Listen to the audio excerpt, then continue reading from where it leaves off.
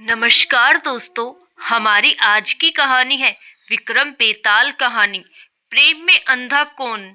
विशाला नाम की नगरी में पद्मनाभ नाम का राजा राज करता था।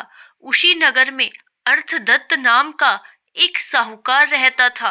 अर्थदत्त के अन्नगमजरी नाम की एक सुंदर कन्या थी।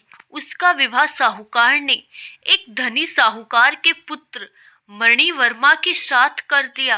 मणिवर्मा पत्नी को बहुत चाहता था, पर पत्नी उसे प्यार नहीं करती। एक बार मणिवर्मा कहीं गया, पीछे अन्नगमजरी की राजपुरोहित के लड़के कमलाकर पर निगाह पड़ी तो वह उसे चाहने लगी।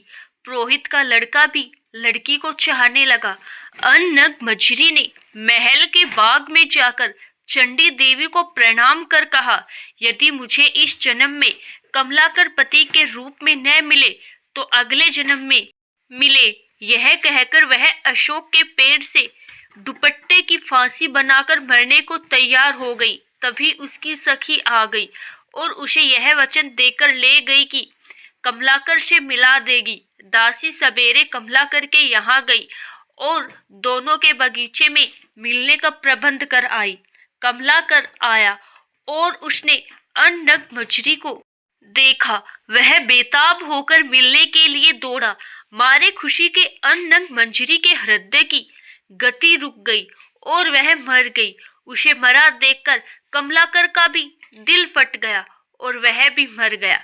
उसी समय मणिवर्मा आ गया और अपनी स्त्री को पराये आदमी के साथ मरा देखकर बड़ा दुखी हुआ।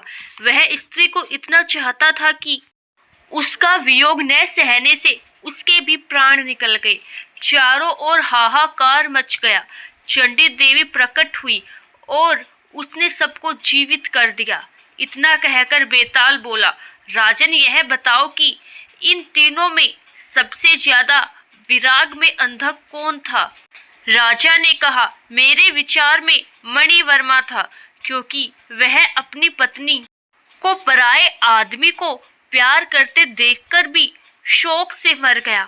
अन्नगमजरी और कमलाकर तो अचानक मिलने की खुशी से मरे।